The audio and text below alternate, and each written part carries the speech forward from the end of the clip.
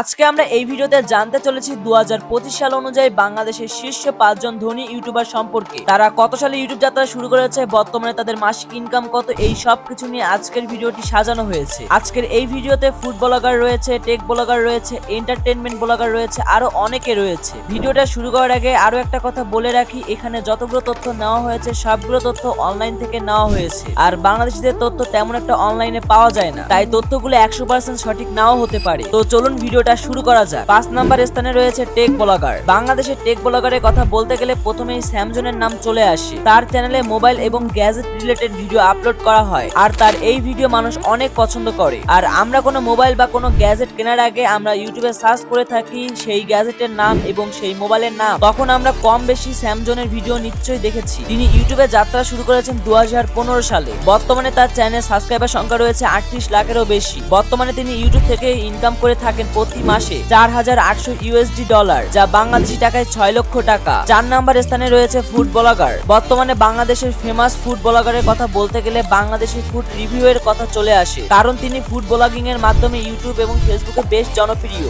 Bangladeshi food review এর ওনারের নাম ফাহিম। তিনি ইউটিউব যাত্রা শুরু করেছেন 2012 সালে। বর্তমানে তার ইউটিউব চ্যানেলে সাবস্ক্রাইবার সংখ্যা রয়েছে 14 লাখেরও বেশি। তিনি ইউটিউব থেকে প্রতি মাসে ইনকাম করে থাকেন $2100, যা বাংলাদেশি টাকায় 2,50,000 টাকা। 3 নাম্বার স্থানে রয়েছে ডকুমেন্টারি ব্লগার। ডকুমেন্টারি ব্লগারের কথা বলতে গেলে খালিদ ফারহানের নাম সবার আগে চলে আসে। তিনি ডকুমেন্টারির পাশাপাশি বিভিন্ন বিজনেস রিলেটেড ভিডিও আপলোড করে থাকেন। আপনারা যারা অনলাইনে বিজনেস করে থাকেন তারা অবশ্যই খালিদ ফারহানকে চিনে থাকবেন। খালিদ ফারহান ফেসবুক থেকে ইউটিউবে বেশি জনপ্রিয়। খালিদ ফারহান ইউটিউব যাত্রা শুরু করেছেন 2016 সালে। বর্তমানে তার ইউটিউব চ্যানেলে সাবস্ক্রাইবার সংখ্যা রয়েছে 14 লাখেরও বেশি। বর্তমানে তিনি ইউটিউব থেকে ইনকাম করে থাকেন প্রতি মাসে $1100, যা বাংলাদেশি টাকায় 1,30,000 টাকা। 2 নাম্বার স্থানে রয়েছে স্পোর্টস ব্লগার। বর্তমানে স্পোর্টস ব্লগারের কথা বলতে গেলে সবার আগে নাম আসবে নিউ অ্যানন। খেলা লাভারদের সবচেয়ে জনপ্রিয় ইউটিউবারদের মধ্যে রয়েছে নিউ অ্যানন। তিনি অল্প সময়ের মধ্যে অনেক জনপ্রিয় লাভ করেছেন। নিউ অ্যানন ইউটিউব থেকে বেশি ফেসবুকে জনপ্রিয়।